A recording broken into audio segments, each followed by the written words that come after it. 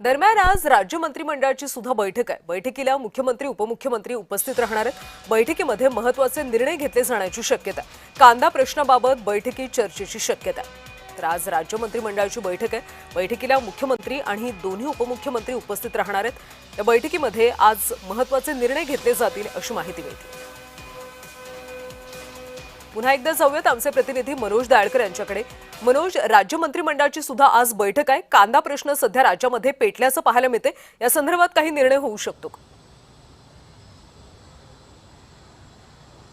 बरोबर कल्याणी, आज राज्य मंत्रिमंडळाची बैठक ही बोलवण्यात आलेली आहे। दुपारी 12 वाजता मंत्रालयामध्ये ह्या बैठकीला सुरुवात होईल आणि या बैठकीसाठी मुख्यमंत्री देवेंद्र फडणवीस, उपमुख्यमंत्री एकनाथ शिंदे, उपमुख्यमंत्री सुनेत्रा पवार हे उपस्थित राहणार आहेत। तसेच राज्य मंत्रिमंडळातील मंत्री हे या ठिकाणी उपस्थित राहणार आहेत। या बैठकीमध्ये महत्त्वाचे अनेक निर्णय घेतले जाऊ शकतात, पण सर्वात महत्त्वाचा निर्णय म्हणजे कांदा प्रश्न आहे। कांद्याचा जो प्रश्न आहे त्यावरती या बैठकीमध्ये चर्चा केली जाऊ शकते, कारण की विरोधक या ठिकाणी मोठ्या प्रमाणात आक्रमक झालेले आहेत। या अगोदर आपण मिळतं मंत्रालयासमोर देखील शेतकऱ्यांकडून कांदा हा रस्त्यावरती फेकण्यात आलेला होता आणि त्यानंतर आपण मिळतं काल विरोधकांकडून या ठिकाणी आंदोलन देखील कांद्या प्रश्नी करण्यात आलेलं होतं।